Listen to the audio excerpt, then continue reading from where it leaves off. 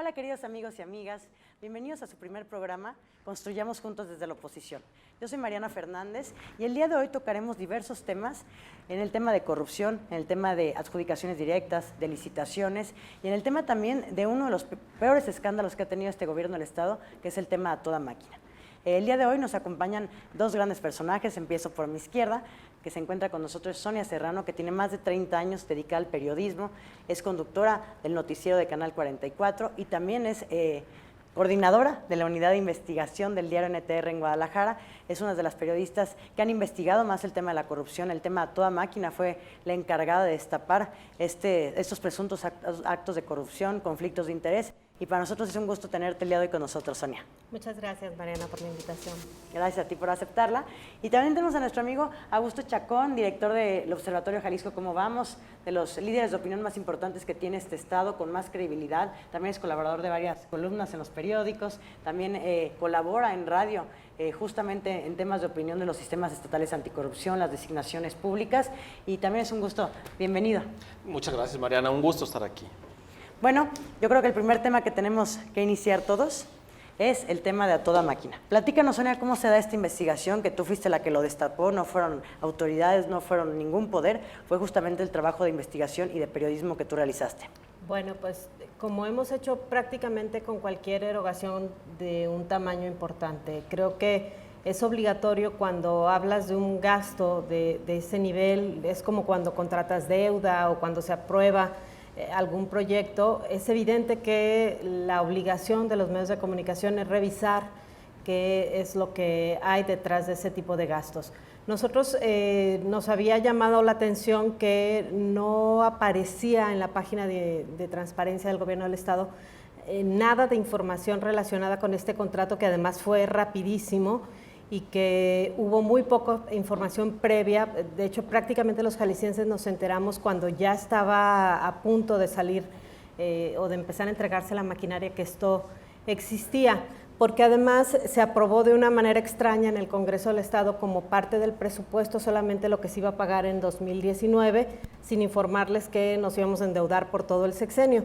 Es de hecho prácticamente el equivalente a la deuda que ya contrató el gobierno del Estado en este arranque de sexenio. Es decir, estamos hablando de que nada más de entrada este gobierno ya debe 7,000 millones, más de 7,000 millones de pesos más.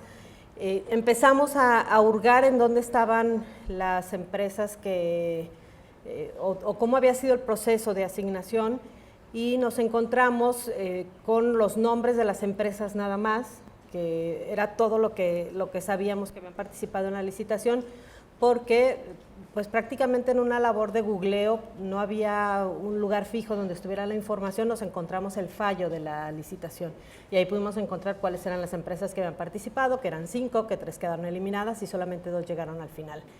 Y a partir de ahí hicimos un ejercicio que hacemos siempre que investigamos una licitación. En realidad eso es quienes hemos trabajado en sistemas anticorrupción ya sabemos cómo se hace ese tipo de trabajos. Pues empiezas por revisar cómo están registradas las empresas en el registro público del comercio, que eso cualquier ciudadano puede tener acceso a esta información. En realidad no se necesita gran cosa, y de ahí ya sabes también cuál es la información que te sirve de un acta constitutiva, en un acta de asamblea o en un acta de modificaciones.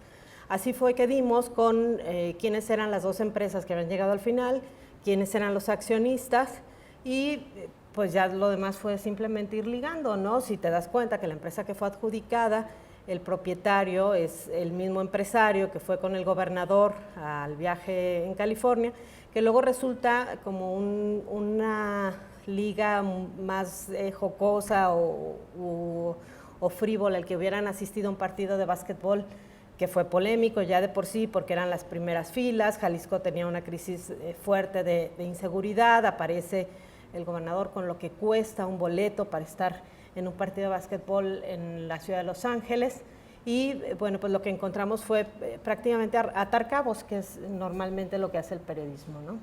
Es importante decirle a todos nuestros amigos que esta licitación a toda máquina fue por casi 3,000 millones de pesos. Más de 3,600 millones. 3,600 millones de pesos y que se va a estar pagando durante todo el sexenio y que cada año tendrán que acudir al Congreso del Estado a estar pidiendo que el Congreso les autorice pues esta parte de este préstamo. Decirles que es para los 125 municipios, que 121. son máquinas... 121 porque es para toda la metropolitana, es justamente para los del interior del Estado, claro. Porque es importante decirles que es para las máquinas a caso cosechas, para hacer los caminos, y eso nosotros estamos muy de acuerdo en que se haga, pero el tema es cómo se dio todo el proceso. Estamos de acuerdo en que todos los alcaldes necesitaban ese tema, las comunidades, las delegaciones, los municipios, pero obviamente lo que sabemos es que hubo conflicto de interés y que la licitación estuvo mal hecha. ¿Tú cómo ves este tema desde la sociedad civil? Bueno, primero hay que festejar que esta señal de democracia que hay en Jalisco, que es un periodismo actuante, que no tiene temor a hacer su trabajo y a ponerlo en público, a evidenciarlo. Eso me parece que es muy bueno. Y están estos dos puntos. Y todo lo que Sonia y NTR investigaron, pues está claro. No es un periodismo solo de decir lo que piensan. Presentaron datos, presentaron documentos y se presta a pensar que algo se hizo con demasiada prisa, para un monto tan grande, 3,600, que no es estrictamente un préstamo porque es un arrendamiento, que es una figura financiera muy en boga que te permite renovar la maquinaria, que te permite no hacer las erogaciones tan grandes, pero a final de cuentas, como se trata de un asunto público, tendría que haber tomado nota el Congreso del Estado, porque se excedía del pago anual. Es un pago más allá de lo anual. Por otro lado, ya lo dijiste, Mariana, el programa es bueno, los municipios necesitan hacer bordos, necesitan limpiar caminos, necesitan esa maquinaria, ¿sí? Y se conjuntan estas dos cosas. Estamos ahora a la espera de los resultados de la investigación. La Contraloría del Estado ya señaló responsabilidades administrativas, todavía no dice quiénes. Nos dijo que por lo pronto hay 4 personas señaladas con responsabilidades graves y no graves. Las graves implican una investigación que puede llegar a lo penal.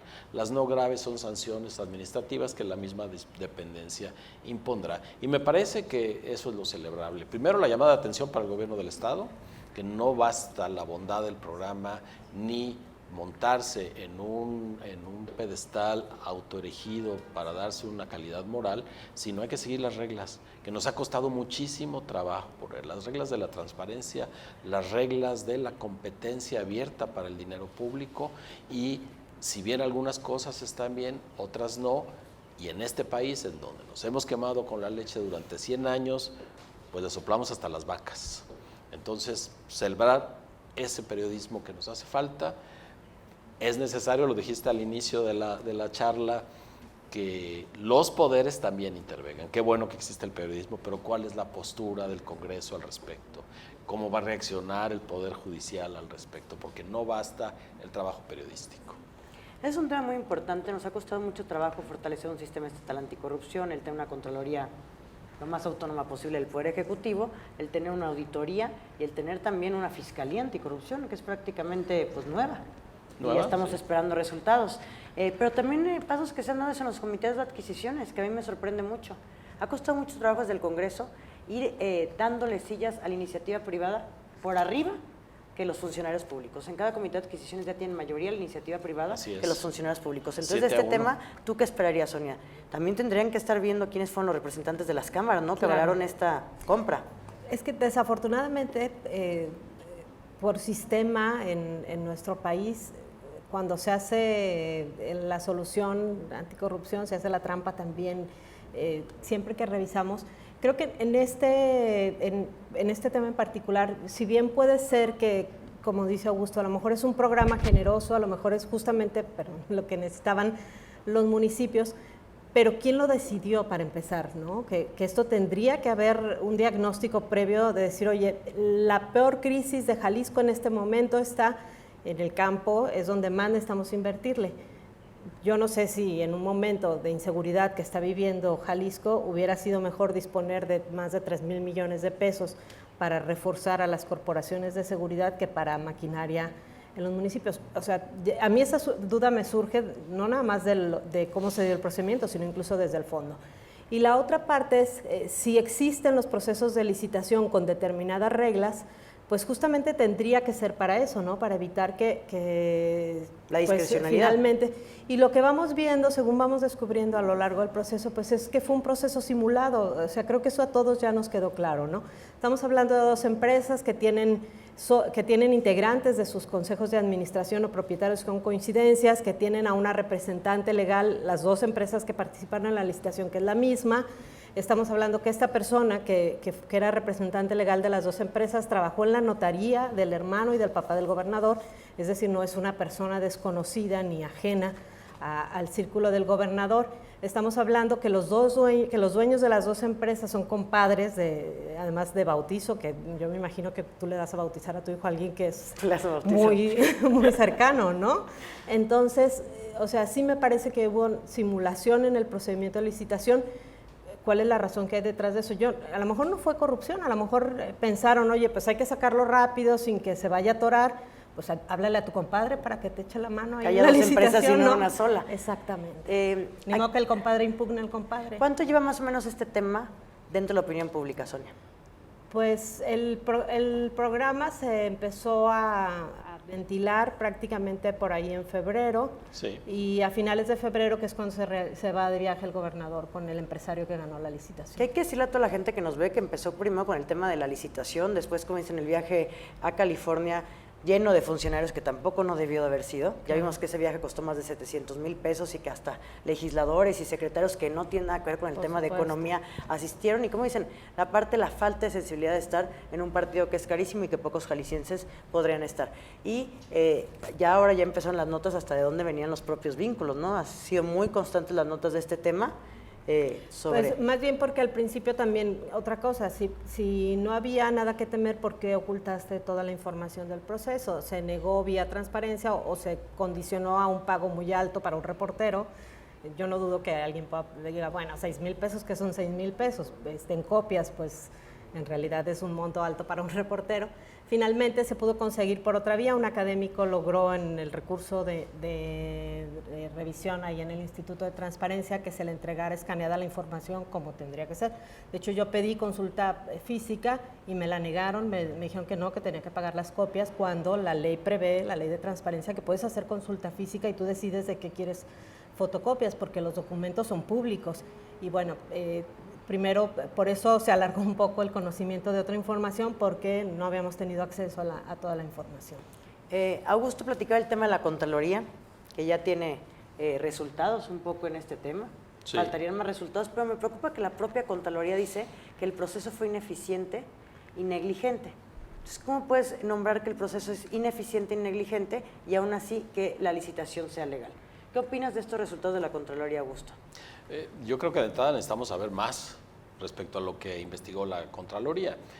Ya tenemos lo que nos dijo, hay faltas administrativas, sin embargo, la validez del contrato y lo otorgado se queda.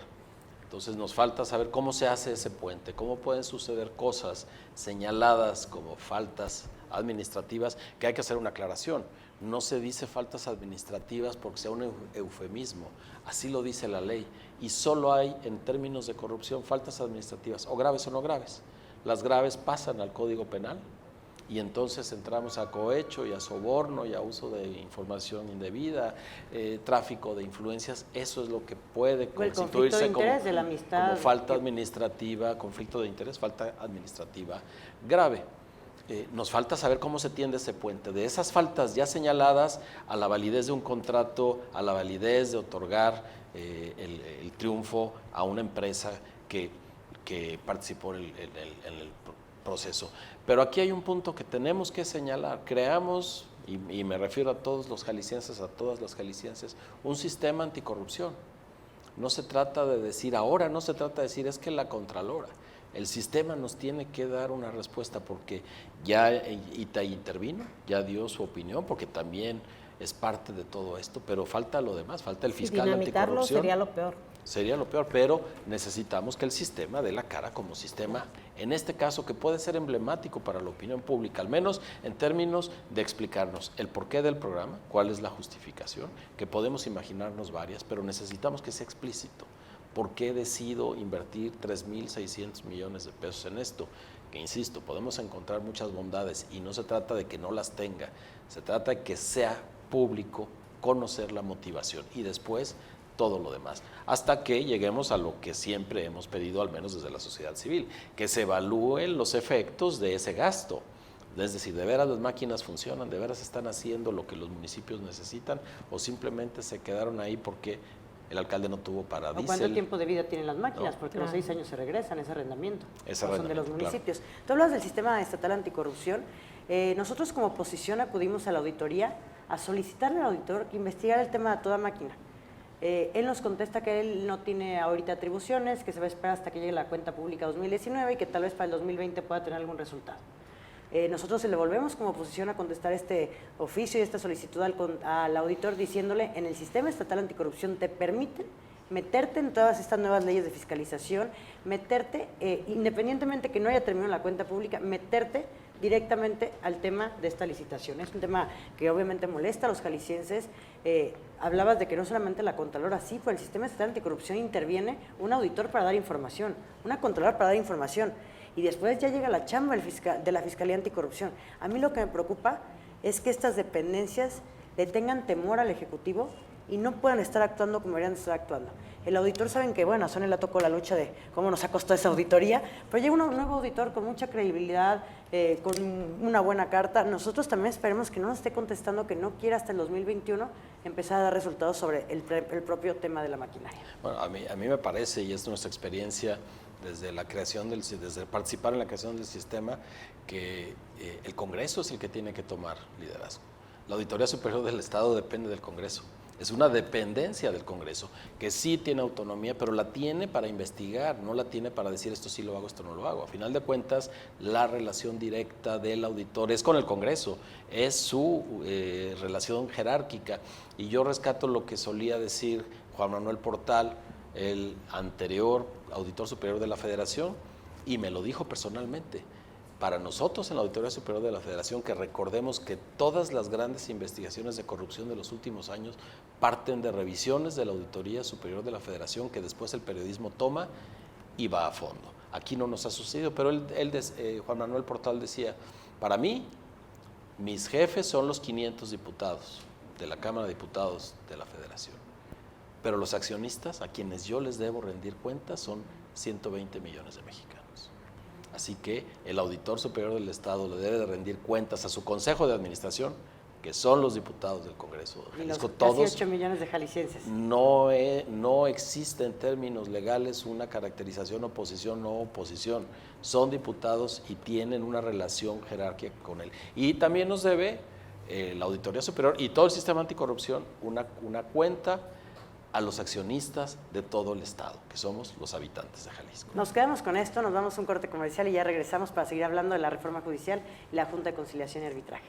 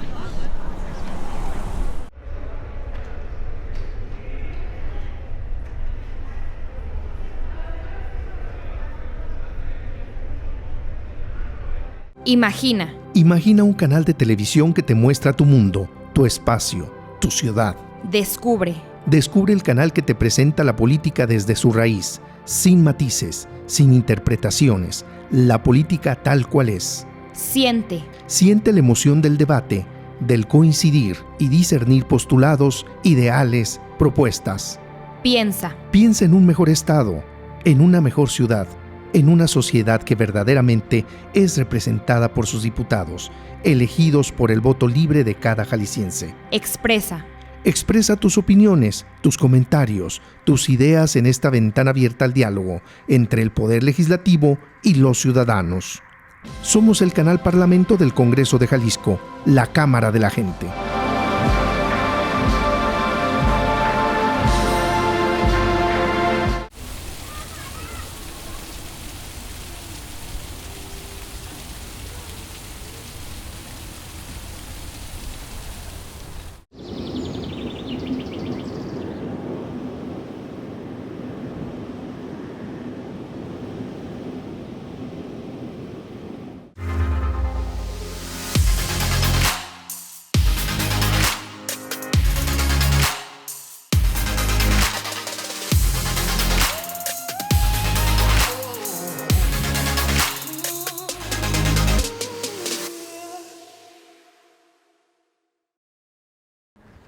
Continuamos con su programa Construyamos Juntos desde la Oposición. En días pasados, la fracción parlamentaria del PRI denunciamos la corrupción que se está dando dentro de la Junta de Conciliación y Arbitraje. Este es un tema muy grave. En el Congreso hemos hablado mucho tiempo de la gran reforma judicial que necesitaba este Estado, que la gente siente que no hay acceso a la justicia para nadie. Es lo mismo que lo que podría pasar en el Ejecutivo. Toda la materia laboral depende del gobernador. Y también tenemos que hablar de esa justicia para los empleados, esa justicia para los patrones. Yo les pongo un ejemplo. Un trabajador, más o menos, le cuesta a un abogado laboral un 20%. Y ahora pidiendo cuotas para poder tener acceso a esta justicia otro 20% y después te quitan el ICR, ¿cuánto podría recuperar de una demanda laboral? También tenemos los datos, hay 17 presidentes de las juntas especiales, tenemos los datos que estos presidentes no cumplen con los requisitos de la ley. Estos requisitos significan que tienen que tener 3 años de titulado, que tienen que tener experiencia en materia laboral. No nos pueden mentir en los expedientes de cada persona. Desde el Congreso del Estado de la Oposición, el día de ayer aprobamos un punto de acuerdo y lo aprobaron todas las fuerzas de este Estado, que es, queremos ver los currículums de los 17 presidentes de las juntas especiales y queremos también que entre la Contraloría y la Fiscalía Anticorrupción a revisar cómo se están dando. Ustedes saben que un laudo es una sentencia en materia laboral. Ahora pareciera que para que se ejecuten estas sentencias o estos laudos, tienen que pasar a una oficina, se habla de cuotas elevadísimas y eso no es posible ni para los trabajadores, ni para los empresarios y mucho menos para los jaliscienses. ¿Cuál es tu opinión al respecto, Augusto? Bueno, solo conozco el caso desde 2 vías. Lo último que ha aparecido en los medios de comunicación y la otra, la histórica. Las juntas de conciliación y arbitraje nunca han servido para lo que estaban planteadas. En el caso de los empresarios siempre se han quejado de lo difícil, lo fácil que era para cualquiera interponer una demanda laboral, aunque no fuera tu empleado. Y desde el lado de los trabajadores que honestamente piden la intervención de la justicia para que sean tratados con corrección, nunca se resuelve. Total, esa ha sido la historia de la justicia laboral en México, en manos de, les llamamos el sexenio pasado talibanes, o en manos de líderes sindicales que tenían eso acordado y por supuesto quienes tenían el control administrativo en las juntas locales. Esa es la parte que yo domino. Esperaríamos que con este nuevo régimen en el Estado esto cambiara. Es un asunto muy importante. La administración pasada no se tomó pocas fotografías hablando de la lucha contra los talibanes, inclusive había mucho más enjundia para hablar de estos abogados que abusan de su relación con las juntas locales que con los criminales organizados que devastaron al Estado. Sin embargo, parece que no pasó nada, que la historia pesa mucho más, que la inercia pesa mucho más, tanto para quienes imparten justicia como para quienes son los mediadores para impartirla. Y me parece que si queremos buscar señales de que esto va para algún lado, de que esto va en camino de una refundación, ahí hay un elemento muy importante que tiene que ver con el bienestar de muchísimas personas y con mantener la confianza con la planta productiva del Estado. A mí me preocupa mucho este tema, porque justamente dicen, bueno, lleva muchos sexenios, todo el mundo conoce el tema de los talibanes, las juntas han estado llenas de corrupción, independientemente de quién sea el titular del Ejecutivo, pero cuando hablas de la corrupción del Poder Judicial, de que hay la compraventa de sentencias con jueces, con magistrados, o hablas de un tema de coyotaje en alguna dependencia, o los moches, a mí no se me hace responsable que el titular de un poder diga, denuncie. Pues si estás viendo que hay este ruido en el sector social, si yo fuera titular de un poder, investigaría, porque es muy sencillo. Un juez, un magistrado que te cobra una sentencia, tú lo denuncias, pero como no hay acceso a la justicia, tú como abogado vas a quedar quemado en tu día a día, que es el Poder Judicial, o tú como abogado laboralista quedas quemado en la Junta de Conciliación y nunca se castigó a nadie si tú hubieras denunciado. Por eso la gente no denuncia, porque dice no va a pasar nada y a mí sí me va a costar trabajo seguir viniendo aquí constantemente y me van a hacer las puertas porque va a quedar como el que abrió la boca. Sonia, ¿qué opinas de este tema? Bueno, yo coincido con Augusto, no es un tema nuevo. Tal vez lo que ha incomodado en las últimas semanas o en los últimos meses es que subieron, al parecer, las tarifas de la corrupción. Yo recuerdo, por ejemplo, uno de los casos que se ventilaron cuando el secretario del Trabajo era Eduardo Almaguer, que ahora es regidor en Guadalajara, y que era una empresa constructora que perdió un juicio y tenía que pagar alrededor de 20 millones de pesos en laudos que se le habían dictado en su contra. Resulta que la empresa había subcontratado a su vez a otra empresa para que hiciera un trabajo en particular en una obra pública, y el dueño de esa pequeña empresa demandó a la empresa principal como si fuera un empleado por despido injustificado porque incumplió con el contrato y no lo terminó, y lo demanda como si fuera empleado y como si sus propios trabajadores fueran también empleados de la otra gran empresa. ¿Y dónde estuvo la trampa? En que nunca le notificaron a la otra empresa. Pero eso es algo muy sencillo, o sea, revisan las notificaciones y lo que se encontraron fue que entre notificación y notificación había segundos de diferencia. Eso es muy fácil. ¿Quién notifica o qué notificador puede notificar a las 12:05:01, a las 12:05:02, 12:05:03? Así estaban muchas notificaciones. ¿Qué faltaba? Pues ganas de revisar, eso es lo que falta. En realidad, en un proceso judicial es tan fácil encontrar en dónde está la trampa. Tú eres abogada, Mariana, y vienes de una familia además muy familiarizada con el derecho. Es muy fácil identificar en dónde se hizo en el procedimiento la trampa y darle para atrás, encontrar mecanismos para darle para atrás. La notificación termina siendo el punto más débil casi siempre en la parte laboral, no porque los notificadores sean la parte de la corrupción, sino porque en lo laboral en particular, el que la prueba quede a cargo del empleador, pues es muy importante que no pueda defenderse. ¿Y cómo no va a poder defenderse? Pues si la notificación es simulada. Esa parte ha sido quizá muy importante, pues tendrías que revisarle ahí de quién dependen los notificadores y qué está sucediendo justamente con la falta de oportunidades para los empleadores para desahogarse, porque además no se trata de ponerse en contra de los trabajadores, que tampoco están ganando con esta corrupción. Encontramos, por ejemplo, trabajadores que venden su juicio con tal de sacar una quincena más para poder comer, que desafortunadamente termina siendo eso, y luego se lo quedan estos abogados o se lo quedan los sindicatos ese juicio, ellos lo siguen peleando y termina siendo laudos que son importantes en los que el trabajador ya no nada más no recibe un porcentaje, ya no recibe nada, porque ya firmó antes un contrato para ceder el juicio. Pasan cosas terribles en materia laboral, no es nuevo, quizá, insisto, y coincido con Augusto, a lo mejor ahora está sucediendo algo que lo hace más llamativo, que lo hace más incómodo para los empresarios, pero en realidad así ha funcionado siempre. Y que es una exigencia, Augusto, de no podemos acostumbrarnos a que es la corrupción de siempre, a que siempre ha sido así.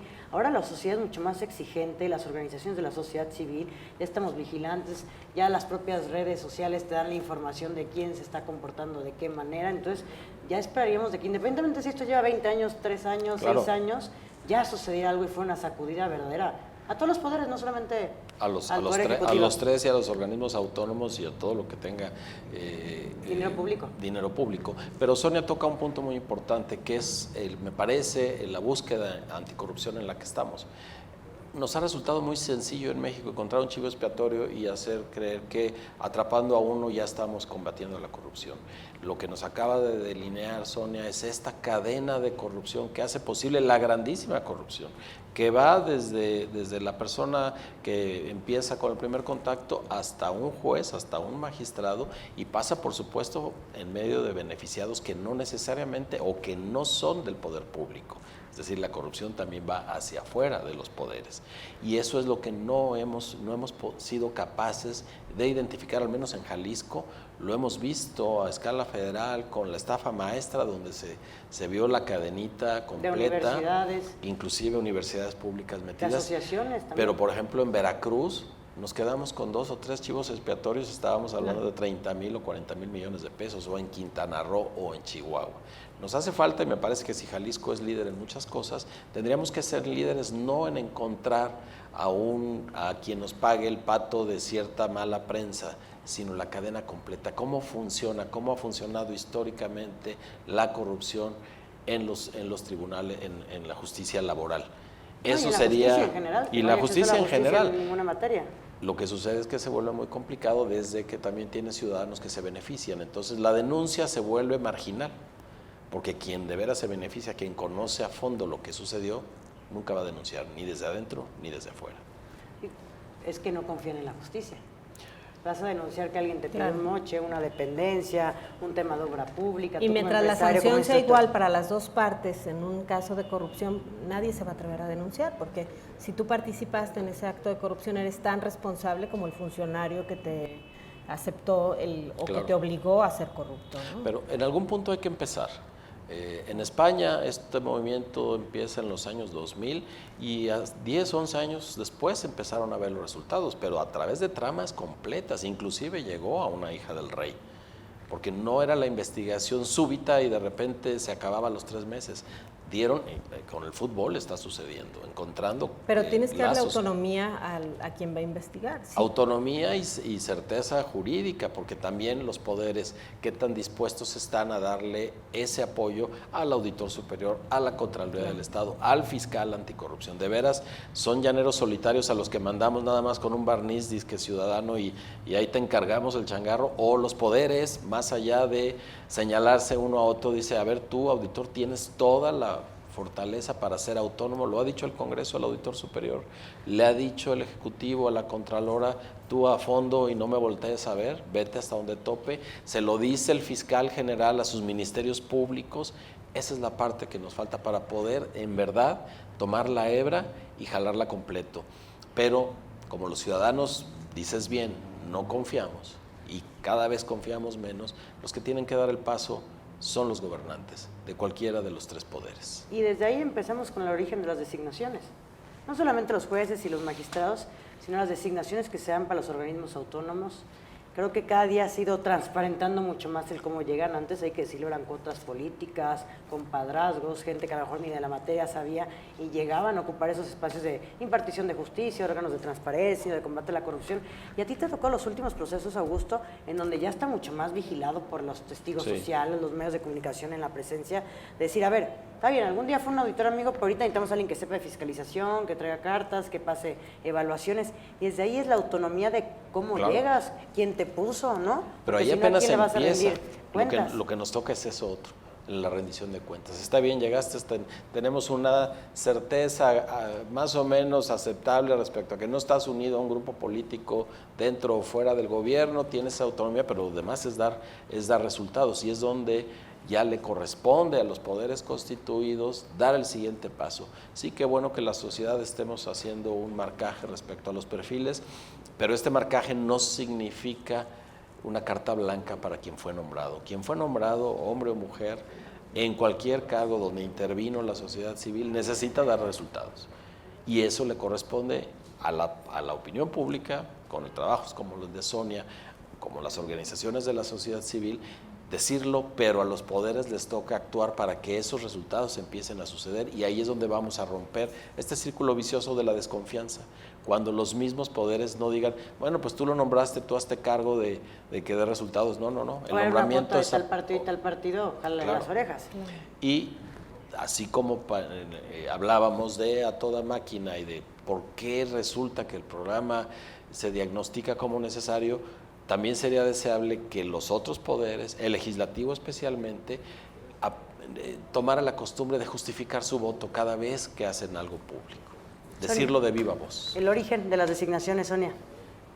Hubo un intento de pasar en la administración federal anterior, de pasar las juntas de conciliación al Poder Judicial, convertirlas en juzgados y que en realidad la impartición de justicia en materia laboral quedara como parte del Poder Judicial, que eso sería lo ideal. Creo que hacia allá tendríamos que caminar. El problema es que cuando vemos lo que nos pasó con el nuevo sistema penal, dices, no, mejor no hagas cambios tan radicales, porque luego ni hay dinero, ni hay capacitación, y nos sale peor el tema. Más bien, lo interesante sería encontrar una forma de limpiar primero todo, y si luego se da ese proceso de cambio, que se dé ya con la justicia laboral limpia. ¿Qué tendría que suceder? Bueno, pues tal vez que los procesos de asignación de los titulares de las juntas sean más transparentes, que se encuentren mecanismos para que estas designaciones sean muy similares a las que ahora se están planteando para jueces y magistrados, porque a final de cuentas son personas que están impartiendo justicia en los mismos términos, que están administrando justicia en los mismos términos que los responsables en el Poder Judicial, solamente en una materia diferente, y que tienen que tener la capacitación y además también probar su honestidad, que son personas honestas, igual que tendría que suceder con los jueces. Que eso ya es una reforma en la que estaremos platicando más adelante, que es la reforma al Poder Judicial, que ayer salió aprobada. Justamente decía Sonia el tema de la reforma laboral. Esta reforma laboral ya está en discusión en el Congreso de la Unión. El tema de pasar todas las juntas dependientes al Poder Judicial estará llegando próximamente a los congresos locales, y seguramente va a ser una transición de 2, 3, 4 años, claro, hasta que terminen, no hay condiciones para hasta que terminen de mudarse, porque ni siquiera tenemos los números de jueces que se requieren, los números de magistrados, por los números de habitantes que tiene el Estado, y tampoco no están los presupuestos. Y eso también, los presupuestos del Poder Judicial están condicionados al Ejecutivo, que eso también es muy grave, necesita tener una autonomía presupuestal, ¿no? Sí, por supuesto, necesitan dinero, pero también necesitamos aprender todos, sociedad civil y todos, a que cada movimiento que hacemos lo calculemos, porque hacemos reformas legislativas que en el papel lucen muy bien y nunca vemos cuánto nos cuesta. Claro. Y ese tránsito es donde se frena, por ejemplo, el nuevo sistema de justicia penal, y además tener en cuenta también a qué tipo de pervertido sistema se va a insertar, porque no es solo que los poderosos no quieran, todo el sistema que tiene muchos años funcionando inhibe que esto funcione como nos lo imaginamos cuando queda diseñado en las leyes. Vamos a ir a un corte comercial, regresamos con el último bloque, el Sistema Estatal Anticorrupción, Transparencia y Rendición de Cuentas.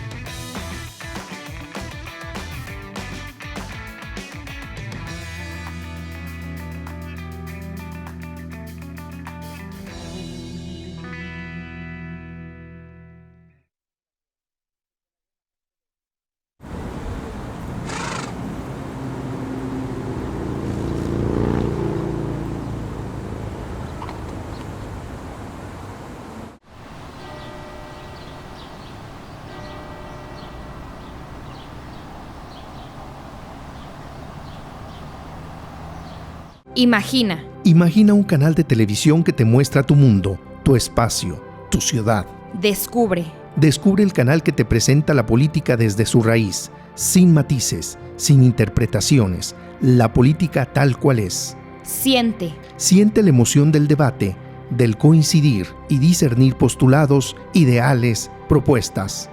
Piensa. Piensa en un mejor estado, en una mejor ciudad, en una sociedad que verdaderamente es representada por sus diputados, elegidos por el voto libre de cada jalisciense. Expresa. Expresa tus opiniones, tus comentarios, tus ideas en esta ventana abierta al diálogo entre el Poder Legislativo y los ciudadanos. Somos el canal Parlamento del Congreso de Jalisco, la Cámara de la Gente.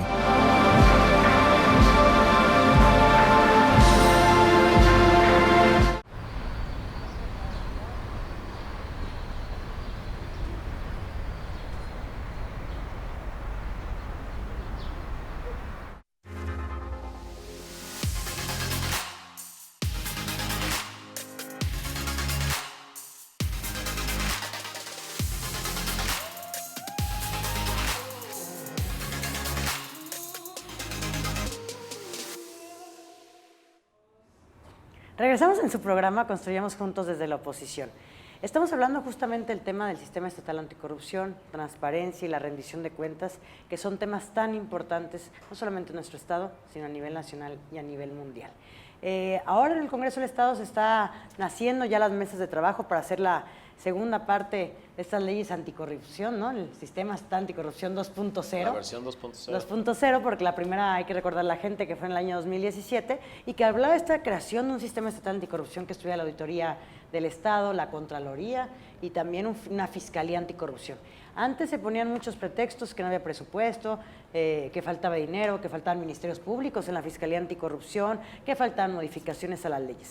Desde el 2019 se dio un presupuesto de más de 70 millones para que hubiera unos verdaderos resultados en el tema de que los que la hacen, la paguen. Porque creo que lo que más duele además de la corrupción es el tema de la impunidad. Nadie está en la cárcel, ni el que se roba 1 millón, ni el que se robó 300, ni el que se robó 400. Entonces, la gente y los jaliscienses estamos hartos de que de verdad no se castiga a nadie. Entonces, bueno, se les dieron 70 millones de presupuesto, no pasó nada, no ha pasado nada todavía, se les han dado plazas al propio, a este secretario técnico, creo que tiene más de 50 plazas, ganan muy bien todo lo que es el Comité de Participación Social, yo les digo que ganan hasta mejor que los propios diputados, está bien, hay que ser bien pagados, es gente con buenas cartas y todo, y es gente con el respeto de los jaliscienses, pero ya es hora de empezar a ver resultados. ¿Qué opinas tú, Sonia, al respecto?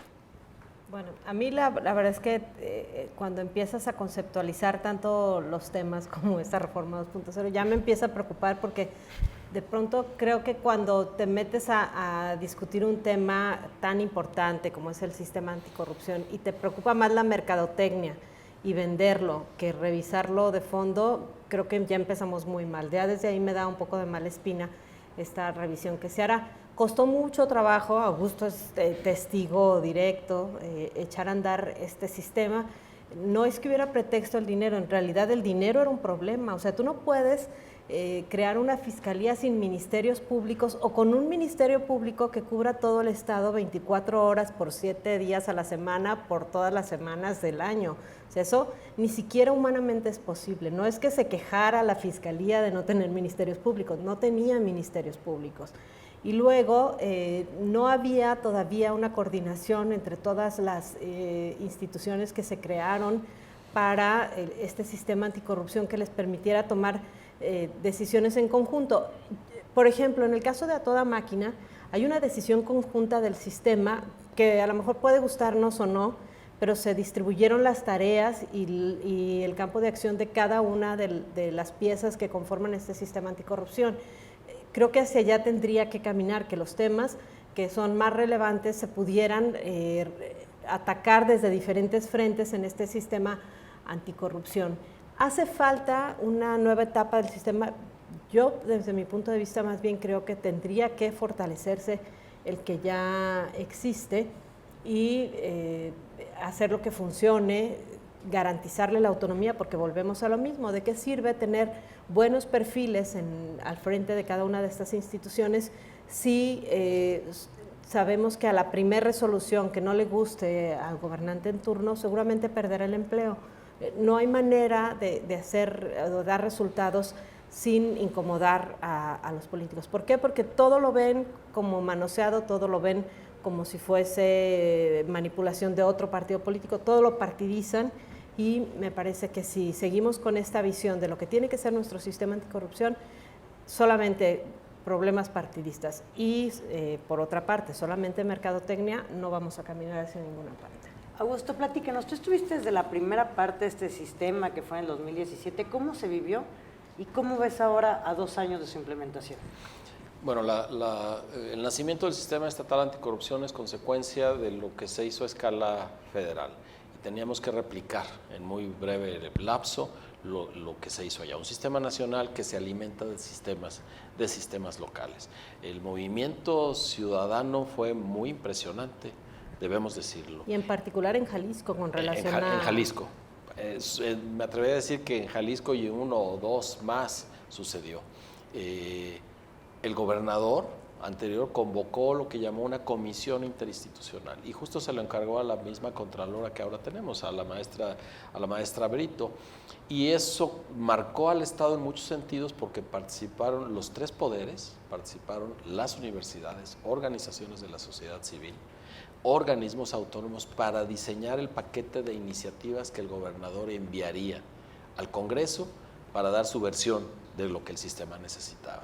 Fue tan exitoso ese marco que el Congreso dijo, ahora esta misma comisión véngase para acá y lleguemos hasta la dictaminación de las leyes. Y el Congreso le llamó Mesa de Gobernanza. Teníamos hasta el 18 de julio de 2017 para estar a tiempo según marcaba las leyes nacionales. Y se hizo muy bien. Después venía el resto. ¿Cómo vamos a nombrar? ¿A quiénes vamos a nombrar? Pero ya la participación social estaba ahí. Y nos parecía muy importante que ya que se habían hecho las leyes, no se quedara en manos de los grupos de poder a quién seleccionaban para algo tan relevante. Porque el sistema tiene una peculiaridad, el nacional y el estatal. Lo preside siempre un ciudadano. Un ciudadano que es miembro de este comité de participación social, que surge además de una comisión de selección también completamente ciudadana. En Jalisco tuvo la convocatoria más alta, pensemos que se inscribieron rectores de universidades. ¿Cuántos se inscribieron? ¿Te acuerdas más o menos, Augusto, para Recuerdo que eran creo que 58 los que se inscribieron para ser parte de esa comisión de selección. Todos estuvimos en el Congreso viendo cada una de las entrevistas para ver quién se iba a quedar con ese nombramiento. Al final me parece que quedó una comisión de selección muy independiente que iba a su vez a elegir al Comité de Participación Ciudadana. Me parece que hasta ahí avanzamos muy bien.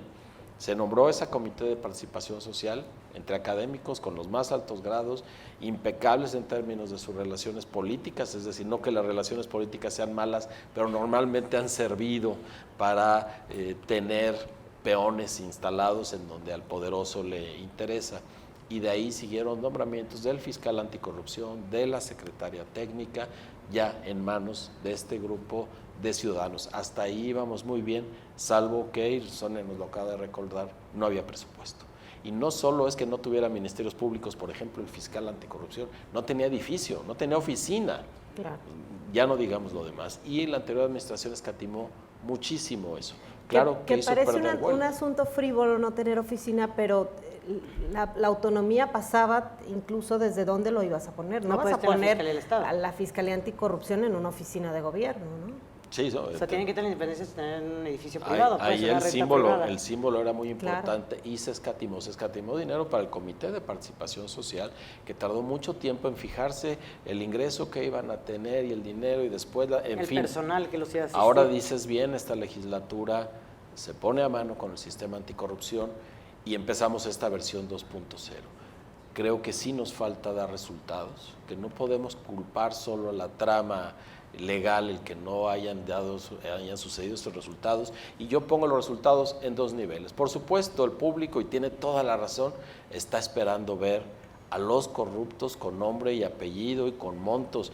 Hemos dejado pasar cosas, mencionemos una que está en la mente de todos, los Juegos Panamericanos, que inclusive generaron que un partido perdiera las elecciones y no sucedió nada.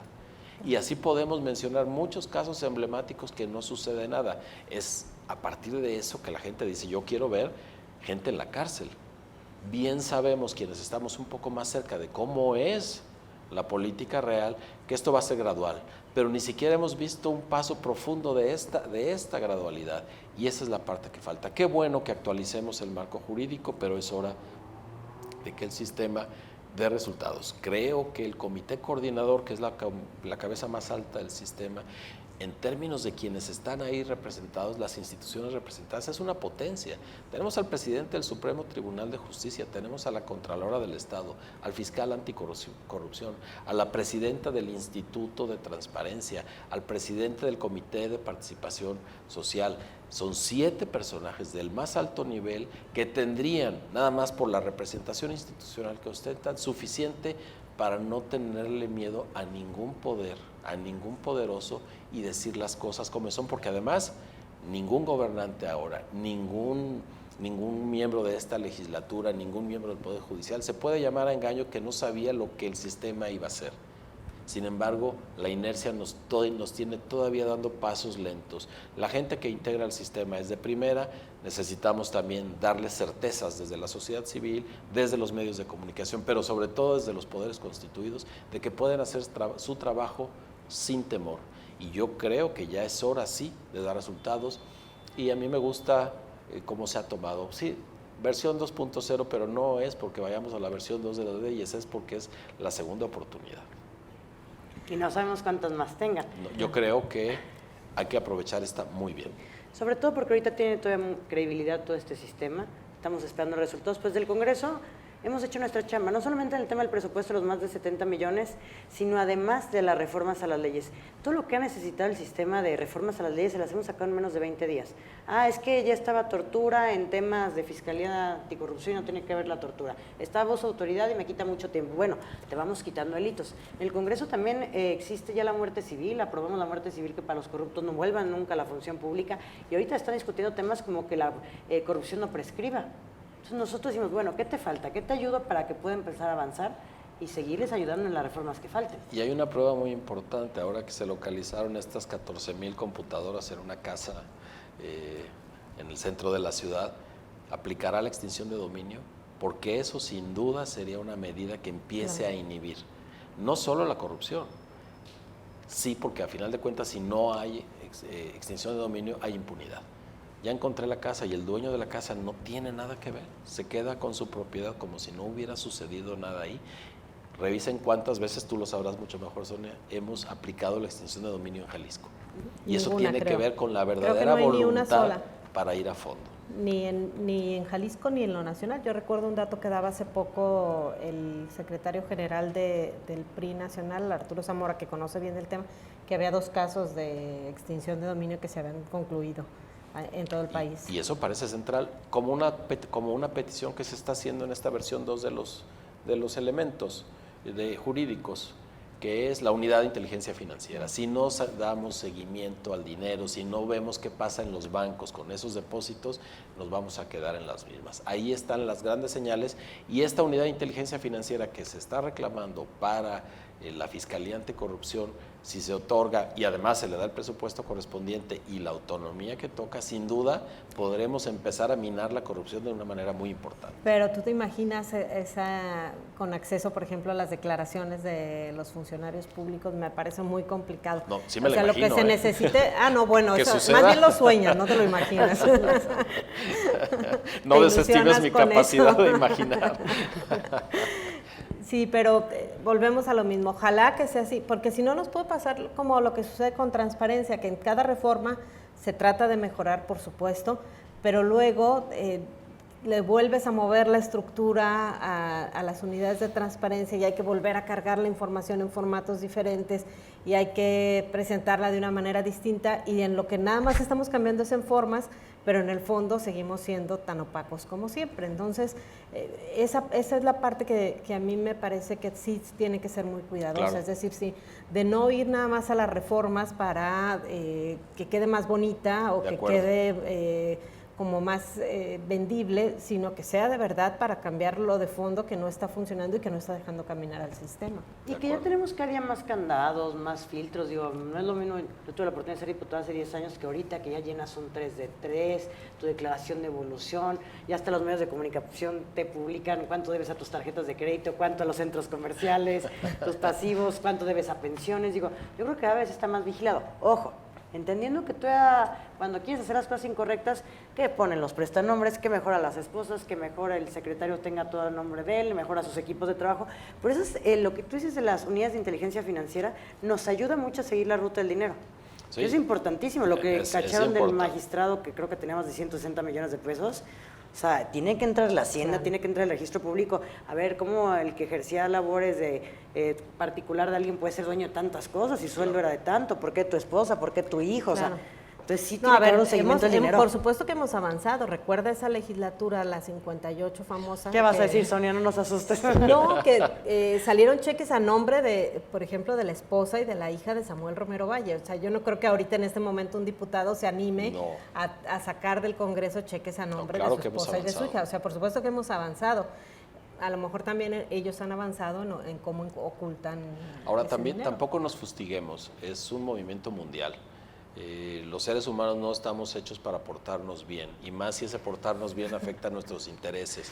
Desde la Biblia, desde Nabucodonosor, hemos hecho leyes para contener nuestra tendencia a la codicia personal. Eso es normal. Hemos avanzado, sí, cada vez les cuesta más, y no quiere decir que cuando el sistema anticorrupción funcione ya todos vamos a ser moralmente impecables. No, tenemos que ir buscando los mecanismos para que esto sea así, y me parece que hay dos muy importantes. Uno, cuando los gobernantes justifiquen el porqué no solo del gasto, sino de sus acciones, y dos, cuando veamos los efectos de esas acciones en nuestra vida cotidiana, no en papeles. Cuando el parque funcione, cuando el alumbrado público no tenga problemas, cuando la seguridad sea la aceptable en una ciudad, en un estado tan rico como Jalisco, ahí es cuando la corrupción habrá remitido un poco su acción. Que es mucho de lo que hablamos ahora de justicia abierta, congresos abiertos, gobiernos abiertos, porque no es solamente que tú sepas quiénes son tus diputados o cómo votan, sino también que sepas que puedes hablar, o tener comunicación con ellos antes de los votos para que te justifiquen cada uno de los votos en por qué los están tomando así o por qué están votando así. Sí saben. Sí saben, porque hay unos que ni saben. Bueno, ayer vimos una foto de muchos que no sabían ni qué estaba pasando. No era yo, Sonia, no asustes al público. Pero sí es importantísimo también de ver las sentencias. En justicia abierta es ver las sentencias, obviamente con la protección de datos de las personas que participan, pero es estar vigilando en cada poder, y entre más vigiles, pues más transparente nos obliga a ser. Por supuesto, ¿no? Como es el mínimo que te cueste más trabajo, ¿no? La transparencia es el primer paso, y que nos ayuda a todos ver cómo vamos, y al mismo funcionario a mirarse el ombligo. Y tenemos ejemplos, Sonia los conoce bien, con las plantas de tratamiento que a lo largo de muchos años hemos construido en el Estado. A lo mejor la licitación fue perfecta, a lo mejor se entregó al mejor constructor, sin duda cada lugar donde se puso lo necesitaba. Lo único que no calcularon ni el Congreso ni los ejecutivos de aquel momento era cómo iban a operar. Claro. ¿Y de dónde iba a salir si había dinero, ¿no? Cómo iban a pagar la electricidad, y ahí están abandonadas. Eso, en un sentido estricto, es corrupción. Y hacia allá debemos ir. Que ver la mayoría del los no efectos funcionan de las cosas que hacemos, los resultados en la vida cotidiana de la gente. Esa es la rendición de cuentas. Esa es la rendición de cuentas, que en la vida cotidiana la gente no se tarde 6 meses para que le operen un hombro de urgencia, que en la vida cotidiana tenga las medicinas al alcance. Nos quedan ya 30 segundos, Sonia. ¿Qué quieres decir? ¿Qué esperas? Bueno, pues espero que en realidad se le dé autonomía, se le dé libertad y todo el respaldo, no nada más de la población, sino también de las autoridades, a quienes están al frente de las investigaciones y a quienes están a cargo del sistema anticorrupción. No es un tema sencillo, y por supuesto que se necesita el apoyo de todos, ¿no? Augusto, muchas gracias, 30 segundos. Al contrario, gracias por la invitación. Yo espero que les vaya muy bien en este programa, espero que de veras construyamos desde la oposición y desde donde se pueda para el bienestar de todos y de todas. Y que vean el canal, que ya lo pagamos. Claro. Que es con dinero público, así que los invitamos a vernos. Soy su amiga Mariana Fernández, gracias por acompañarnos en este programa Construyamos Juntos desde la Oposición.